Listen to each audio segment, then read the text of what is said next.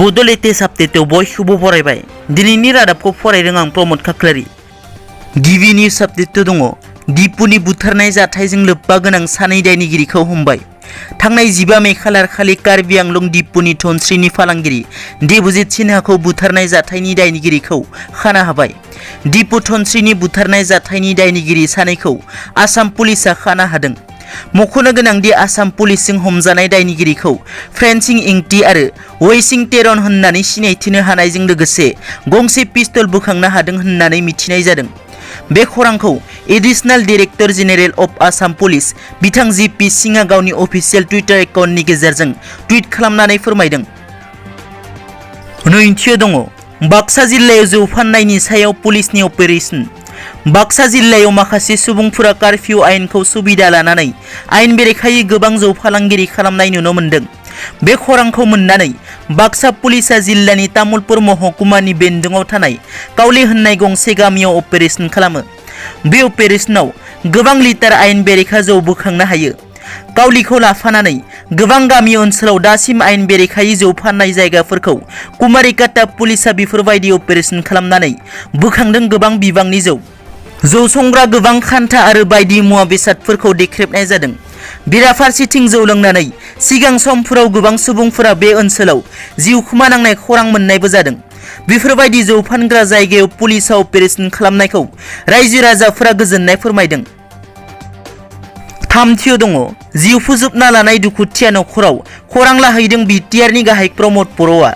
थांनाय 17 मे खालार खालि चिरां जिल्लानि सिङाव थानाय थुक्राझार हालामनि 1 नं सालबारि गामिनि 10 थाखोआव फरायनाय 16 बोसोर बैसोनि जिउल नार्जारिया जिनाहारि खालामजानाय सोमोन्दो थानाय जाथायखौ सहायनो हायैनि जिउ फोजोबना लादोंमोन।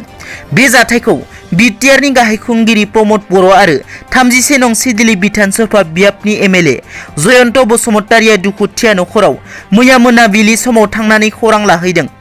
बे जाथायनि सायाव बिटिआरनि गाहाय खुंगिरि प्रमद बर' बिथाङा गोथौ दुखु मोननाय फोरमायदों। लोगोसे फरायसुलिया बेफोरबादि गाज्रि जाथायाव थैनो गोनां जाबाय। जाहाथे बेबायदि आरो गुबुनाव जाया बिनि थाखाय माहारिनि साफ्रोमबो सुबुंखौ गोख्रों जानो थाखाय गाहाय खुंगिरि प्रमद बर' बिथाङा खावलायो। लोगोसे बे जाथायनि दायनिगिरिखौ गोख्रों साजा होनाय जागोन होनना खौरांगिरिनि सिगाङाव रोखा बुंथियो। ब्रैथियाव दङ आसामनि तेजपुराव फिन बांग्रिं। आसामनि तेजपुराव मैया बेलासिनि 5:33 समाव बांग्रिं मावखांदोंमोन। नेशनेल सेन्टार फर सेस्मोलजी बिफाना फोरमायनाय बादिब्ला बियो 3.8 गुवारथि मावखांदों होननानै फोरमायो। बाथियाव दङ जिनाहारि खालामनाय जाथायजों लोब्बा थानाय प्रबिन नार्जारिखौ हमबाय। चिरां जिल्लानि थुक्राझार हालामनि 1 नं सालबारि गामिनि उन्दै हिन्जावसाया फासि नांना गावनि जिउखौ फोजोबना लानाय जाथायजों लोब्बा थानाय दायाव प्रबिन नार्जारिखौ मैया पुलिसआ खाबाय।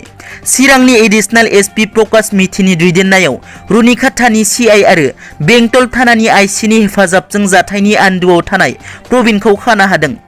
दायनिगिरि प्रबिन नार्जारिखौ भारतनि संबिधानाव थानाय आयेन बादियै सेक्सन 29/2021 आन्डार सेक्सन 376, 201, 306 आइपिसि आरो /W सेक्सन 4 अफ POCS बे केसखौ रेजिस्टार खालामनायनि गेजेरजों खानाय जादों।